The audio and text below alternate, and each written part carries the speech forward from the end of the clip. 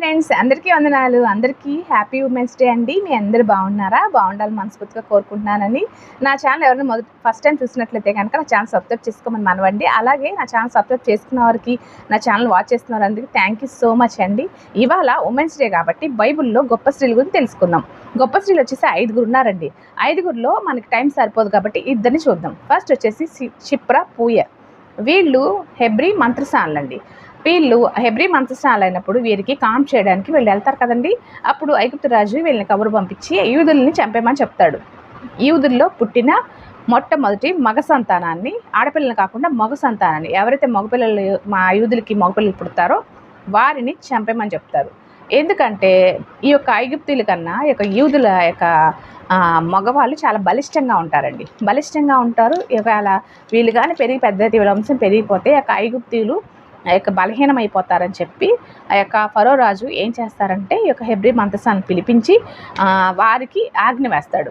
ఆజ్ఞ వేసినప్పుడు వీళ్ళు ఏం చేశారంటే వీళ్ళకి దేవుని మీద భయపడి రాజు మాటను ధిక్కరించి వాళ్ళు ఆ యొక్క యూదుని కాపాడతారు. ఆ యొక్క వంశం అందరినీ కాపాడతారు.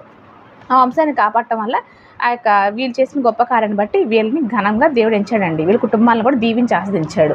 అక్కడ వారు రాజుకు భయపడకుండా దేవునికి విధేయత చూపించారు. అలాగే రెండోది వచ్చేసి రాహాబు ఆ యొక్క ఎరుకో పట్టణానికి వేసండి. ఈవిడ యెహోషువ వేగుల వారిని ఎరుకో పట్టణం ఎలా ఉందో చూసిరామని పంపిస్తాడు. పంపించినప్పుడు ఆ యొక్క రాహాబు ఏం చేస్తుందంటే ఆ యొక్క వేగుల వారిని రక్షిస్తుందండి. ఆ యొక్క మిద్ది మీద తీసుకెళ్ళిపోయి వారిని దాచిపెట్టేస్తుంది. దాచిపెట్టేయంగానే ఆ యొక్క ఎరుకో పట్టణం రాజు పంపిస్తాడు. వేలుగుల వారు వచ్చారు, అక్కడ వేగుల వారు వచ్చారు, ఆ యొక్క రాహాబ్ దగ్గర ఉన్నారు, వెళ్ళి చూసిరండి, వాళ్ళు తీసుకురండి అని పంపిస్తారు. తోలుకురమ్మని పంపించినప్పుడు వీళ్ళు ఏం చేస్తారు, రాహాబ్ దగ్గరికి వెళ్తారు. వెళ్ళినప్పుడు ఆ యొక్క రాహాబ్ ఏం చెప్తుంది, నా దగ్గర వచ్చిన మాట వాస్తవమే, కానీ వారు గవిని వద్ద వెలుపలికి పారిపోయారని చెప్తుంది.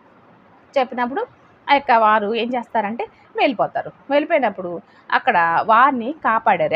ఎందుకు కాపాడింది రాహాబ్ అంటే ఆ యొక్క దేవుని యొక్క విషయం ఆమెకి తెలుసు. యెహోషువ ఏం చేశాడనేది ఆ యొక్క గొప్ప కార్యాలు, దేవుని కార్యాలు అక్కడ ఆమె చూసింది కాబట్టి ఆ యొక్క ఎరుకో పట్టణపు రాజు మీద తను భయపడకుండా ఆ యొక్క రాజుకి వ్యతిరేకంగా చేసి దేవుని ఆ యొక్క కృపలో ఆమె ఘనంగా ఎంచబడిందండి. వేగులని కాపాడి అక్కడ ఘనమైన స్త్రీగా ఎంచబడింది. దానివల్ల తను వారి యొక్క కుటుంబాన్ని కాపాడుకుంది. అలాగే బోయాజ్ని తీసుకొచ్చిందండి. తన ద్వారా బోయాజ్ వస్తాడు. బోయాజ్ ద్వారా దావీదు వంశం వస్తుంది. దావీదు ద్వారా యేసుక్రీస్తు వంశం అనేది మొదలవుతుంది. ఈ యొక్క హెబ్రీ మంత్రసానులు అలాగే రాహాబు అనేది ఘనమైన వారు. రాజుకి తన యొక్క మాటను కూడా ధిక్కరించి దేవునికి